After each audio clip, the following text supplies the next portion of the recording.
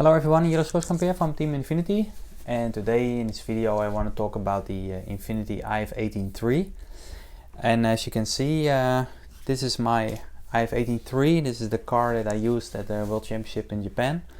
I made the semi-final with this car, and I had a good pace, and of course on the end Dario won the World Championship with this car. Now it's available in the shop for a few weeks now. And I think still some people would like to know what has been changed from the IF18-2.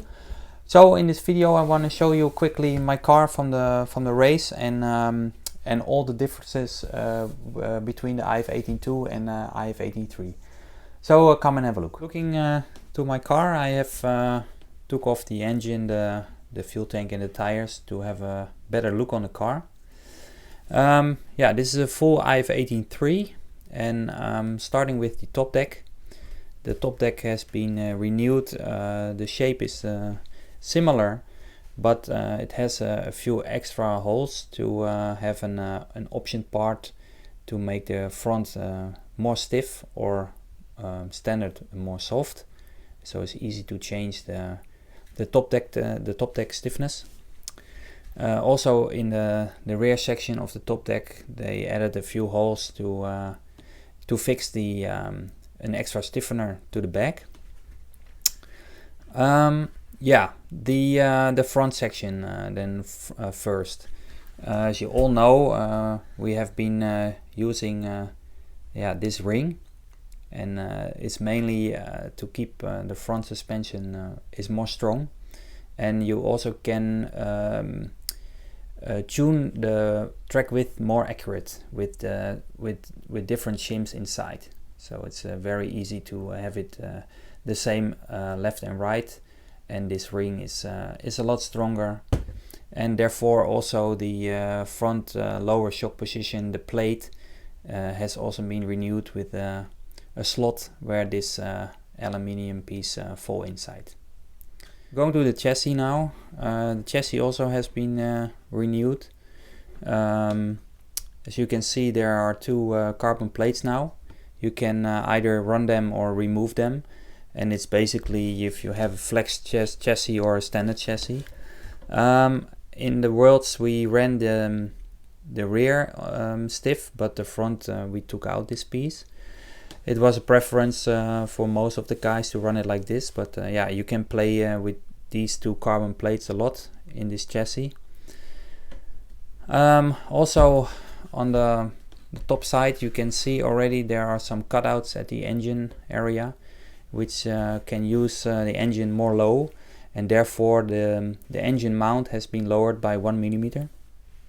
So you can run the engine lower, so it's improved the center of gravity, as well as there are a little bit more cutouts on the side, especially on the side of the servo and the radio tray. So also the radio tray can be lowered. I thought it was a 1/2 millimeter lower, so also again the weight gets lower in the car.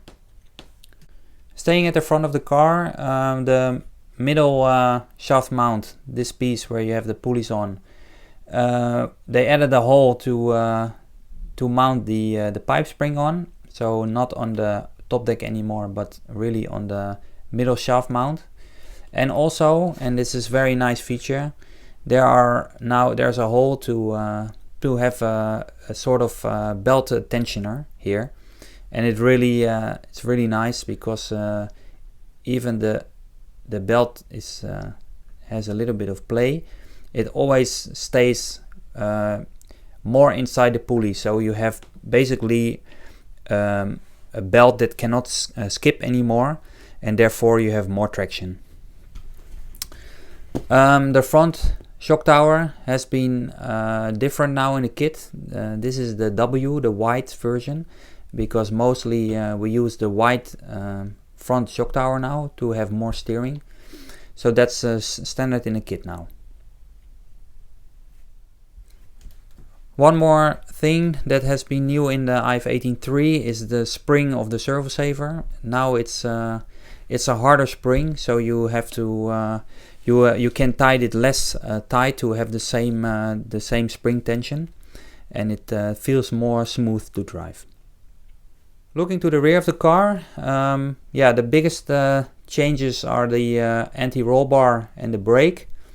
Let's start with the brake. Same brake as the IF18-2. It's more stronger, more bigger, just a much better brake.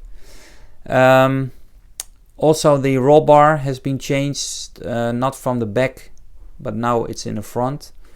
And the roll bar has been lower, and therefore the linkage on the back side is also shorter. And for me, this feels a more direct feeling with the roll bar, and basically on the track you feel you have more traction, more on-power traction, and overall more traction. Also here, there's the belt tensioner again, now on the middle belt. It really yeah, keeps the belt really much down on the pulley, so it won't skip, and therefore is really feel like it has more traction as well. Looking to the backside, also a lot of changes. Now we have pretty much one shock tower with a little bit more different positions for the shock, and now there's only one piece of carbon here, which is for the rear body support, and it's just more clean and less parts now on the rear of the car. Last but not least, the upper rear arm. This piece has been improved. This is longer now, and also the rear upper rod is also longer, so therefore you can use a longer rear arm without this part popping out. It's just it's more friendly and more strong. I know some of you already have the IF18-3, so all this information you already found out when you built the car, of course. But for those who still have an 18-2, an IF18-2, and want to switch to the IF18-3, well, these are all the differences. The car has improved a lot. The handling is easier to drive and just more consistent. And yeah, we're all doing really well with the car. All the team did a great job at the World Championship and also at other races. So it's very enjoyable to use this car. I hope this was a nice video for you, and see you next time.